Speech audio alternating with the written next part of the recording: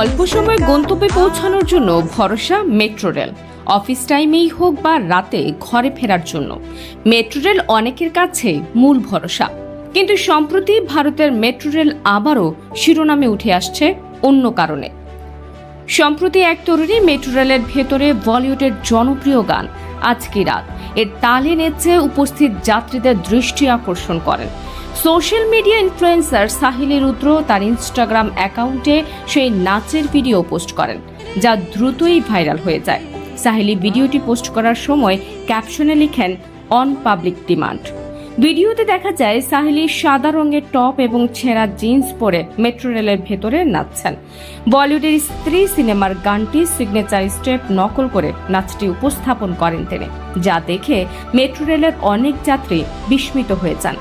তবে এই নাচের ভিডিও নিয়ে সামাজিক যোগাযোগ মাধ্যমে মিশ্র প্রতিক্রিয়া দেখা দিয়েছে। একদল ইনস্টাগ্রাম ব্যবহারকারী সাহিলীর সাহসিকতা এবং নাচের প্রশংসা করেছেন। অন্যদিকে অনেকেই এই ধরনের আচরণকে সমালোচনার চোখে দেখেছেন। কিছু ব্যবহারকারী মন্তব্য করেছেন, মেট্রো রেলের কামরা নাচের জন্য সঠিক জায়গা নয়। মানুষ এখন তাদের স্থান ও সম্মানবোধ হারিয়ে ফেলছে। কেউ কেউ ব্যঙ্গ করে বলছেন ইন্ডিয়াস গট ট্যালেন্ট, কিন্তু ভুল মঞ্চে প্রদর্শিত হয়েছে। এছাড়াও একজন ব্যবহারকারী লিখেছেন, সবাই এখানে আপনার বিনোদনের জন্য আসেনি, দয়া করে এই কথাটি মনে রাখবেন। অনেকে আরও কঠিন ভাষায় প্রতিক্রিয়া জানিয়ে বলেন, এটি জনসাধারণের দাবি নয়, মিথ্যা বলবেন না।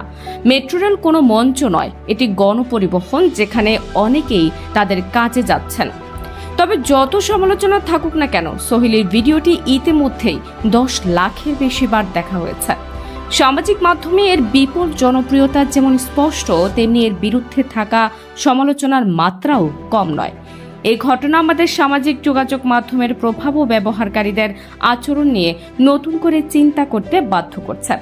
বিনোদন ও ব্যক্তিগত স্বাধীনতা নিশ্চিত করার পাশাপাশি জনসাধারণের সম্মান, স্থান ও সময়ের সঠিক ব্যবহারের বিষয়টিও গুরুত্ব সহকারে বিবেচনা করা উচিত।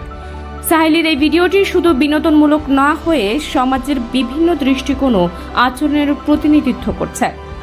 সাহিলীর এই ভিডিওটি শুধু বিনোদনমূলক না হয়ে সমাজের বিভিন্ন দৃষ্টিকোণ ও আচরণের প্রতিনিধিত্ব করছে।